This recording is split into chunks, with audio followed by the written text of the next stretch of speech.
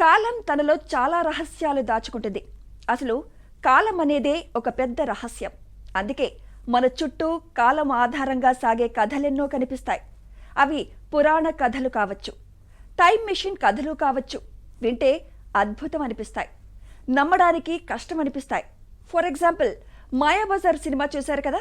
అందులో బలరాముడు ఆయన భార్య రేవతి గుర్తున్నారు కదా. వాళ్ళ ఇద్దరి మధ్య ఏజ్ డిఫరెన్స్ ఎంతో తెలుసా? 10-20 కాదు, కొన్ని వేల సంవత్సరాలు. అరే, భార్యకి భర్తకి మధ్య ఏజ్ డిఫరెన్స్ అంత ఎక్కువగా ఎలా ఉంటుందండి? మన పురాణాల్లో రాముడి కంటే సీత పెద్దదని అంటూ ఉంటారు. ఓకే, ఏజ్ డిఫరెన్స్ కాస్త ఉందేమో, అంతేగాని భర్త కంటే భార్య వేల ఏళ్లు పెద్దదంటే ఈ భారతం భాగవతం నమ్మడమేలా? ఇదంతా పుక్కిటి పురాణం అని కొట్టిపారేస్తున్నారా? అది పురాణమే కావచ్చు, కానీ దాని వెనుక గొప్ప లాజిక్ ఉంది. కాలం చెప్పే ఈ కథ వింటే మీకే అర్థమవుతుంది. మాయాబజార్ సినిమా చూసే ఉంటారుగా. అందులో బలరాముడు, రేవతి వీళ్ళ క్యారెక్టర్స్ అందరికీ ఈజీగా గుర్తుంటాయి. కానీ భారతం తెలిసిన వాళ్ళకి సైతం తెలియని విషయం ఒకటి ఉంది. అదేంటంటే, బలరాముడి కంటే ఆయన భార్య అయిన రేవతి వయసు బాగా ఎక్కువ.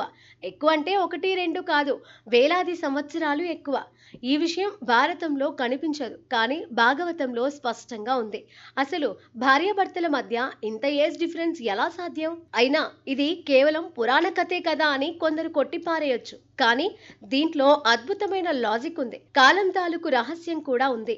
టైం అనేది ప్లేస్ ని బట్టి మారిపోతుందని మనకి తెలుసు. దేశం మారితే కాలంలో మార్పు మరింత ఎక్కువగా ఉంటుంది. మనకి పట్టపగలైతే అమెరికాలో అర్ధరాత్రి, వాళ్ళకి పగలైతే మనకి రాత్రి. ఆధునిక యుగంలో ఈ విషయం అందరికీ తెలుసు. అందులోనూ ఆన్లైన్ జాబ్స్ చేసే వాళ్ళకి ఇది నిత్యానుభవం. మరి దేశాన్ని బట్టి మారే ఈ టైం జోన్స్ మాత్రమే కాదు, గ్రహాల టైం జోన్స్ కూడా ఉన్నాయండి. గ్రహం మారితే టైమే కాదు, ఏకంగా మన వయసు కూడా మారిపోతుంది. ఉదాహరణకి, భూమి మీద 30 సంవత్సరాల వయసున్న యువకుడు ఉన్నాడనుకుందా. అతనే శుక్రగ్రహం మీద ఉంటే అతని వయసు ఎంత అవుతుందో తెలుసా? దాదాపు 50 ఏళ్ళు.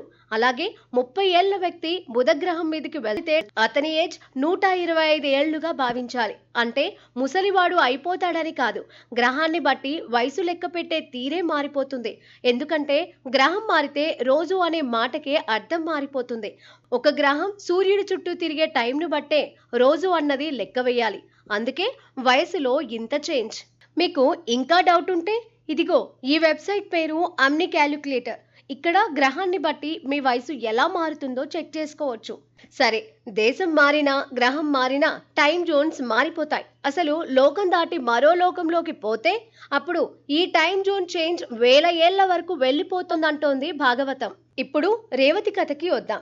రేవతి తండ్రి పేరు రైవతుడు. అసలు ఆయన పేరు మీదే రేవతికి ఆ పేరొచ్చింది లేండి. ఆయన గొప్ప రాజు. కుశస్థలం అనే పట్టణాన్ని ఏకంగా సముద్రం మధ్యలో నిర్మించాడట. కానీ కూతురికి పెళ్లి చేయడం అంతకంటే కష్టమైన విషయం అనిపించిందట. తన స్థాయికి తగిన అల్లుడి కోసం వెతికి వెతికి అలసిపోయాడు రైవతుడు. ఎంతో మంది రాజకుమారుల పేర్లు పరిశీలించాడు, కానీ అందులో ఎవరు బెటరో అర్థం కాలేదు. మంచి సలహా ఎవరిస్తారా అని ఆలోచించాడు. వాళ్ళని వీళ్ళని అడగడం ఎందుకు? మొత్తం మనుషుల్ని, జీవజాలాన్ని సృష్టించిన సృష్టికర్త ఆ బ్రహ్మదేవుడు ఉన్నాడు కదా, డైరెక్ట్ గా ఆయననే అడిగితే సరిపోతుంది కదా అనుకున్నాడట. వెంటనే కూతుర్ని తీసుకొని బ్రహ్మలోకానికి వెళ్ళాడు. తీరా వీళ్ళు బ్రహ్మలోకానికి వెళ్లేసరికి అక్కడ నాట్య ప్రదర్శన జరుగుతోంది. గంధర్వులు పాడుతుంటే, కిన్నెరలు నాట్యం చేస్తుంటే బ్రహ్మదేవుడు చూస్తున్నాడు. ప్రదర్శన మధ్యలో పలకరించడం మర్యాద కాదని రైవతుడు కాసేపు ఆగాడు. ప్రదర్శన పూర్తయ్యాక బ్రహ్మదేవుణ్ణి కలిసి సమస్య చెప్పుకున్నాడు. చేతిలో ఉన్న పెళ్లి కొడుకుల పేర్ల జాబితా మొత్తం చదివి వీళ్లలో ఎవరు బెటర్ ఆప్షనో చెప్పమన్నాడు. ఆ పేర్లన్నీ విని బ్రహ్మదేవుడు పకపక నవ్వాడట. ఎందుకో తెలుసా? బ్రహ్మలోకం కదా, టైం జోన్ మారిపోయింది. అక్కడ ఒక్క క్షణం అంటే ఇక్కడ భూలోకంలో ఎన్నో వందల సంవత్సరాల కింద లెక్క. పాపం రైవతుడికి అది తెలియదు. రైవతుడు చెప్పిన పేర్లు విని బ్రహ్మ ఏమన్నాడో తెలుసా? పిచ్చివాడా, నువ్వు చెప్పే వీళ్ళంతా ఎప్పటి వాళ్ళు? వీళ్ళంతా చనిపోయి చాలా కాలమైంది. వాళ్ళే కాదు, ఇప్పుడు భూలోకంలో వాళ్ళ కొడుకులు, మనవళ్ళు, వాళ్ళ మనవళ్ళు, ముని మనవళ్ళు కూడా లేరు. అసలు నువ్వు చెప్పిన ఈ వంశాలే ఇప్పుడు భూమి మీద లేవు. వచ్చింది బ్రహ్మలోకం అని మర్చిపోతే ఎలా? నువ్వు ఇక్కడ వేచి చూసిన కొన్ని క్షణాల్లో అక్కడ వేల సంవత్సరాలు గడిచిపోయాయి అన్నాడట. షాక్ అయిపోయిన రైవతుడికి ఏం చేయాలో తెలియలేదట. అప్పుడు బ్రహ్మదేవుడే సలహా ఇచ్చాడట. నువ్వు భూలోకానికి తిరిగి వెళ్ళు. నువ్వు అక్కడికి చేరే సమయానికి ద్వాపర యుగం నడుస్తూ ఉంటుంది. విష్ణువు అవతారమైన శ్రీకృష్ణుడు అక్కడ ఉన్నాడు. ఆయన సోదరుడైన బలరాముడు నీ కుమార్తెకి వరుడుగా సరిపోతాడు. ఆయనకిచ్చి పెళ్లి చెయ్యి అన్నాడట. ఇక చేసేదేముంది? రైవతుడు భూలోకానికి తిరిగి వచ్చి తన కుమార్తె రేవతిని బలరాముడికిచ్చి పెళ్లి చేశాడు. అది సంగతి. అందుకే వాళ్ళిద్దరి మధ్య అంత ఏజ్ డిఫరెన్స్. కొందరికి ఇదేదో పుక్కిటి పురాణం కథలా కనిపించవచ్చు, కానీ దీంట్లో విజ్ఞానం ఉంది. ప్లేస్ ని బట్టి టైం ఎలా మారుతుందో చెప్పే లాజిక్ ఉంది. అంతేకాదు, ఇలాంటి కథలు విన్నప్పుడు అసలు ఈ అనంతకాలంలో మన జీవితం ఎంత చిన్నదో మనిషికి అర్థమవుతుంది. మనసు విశాలమవుతుంది.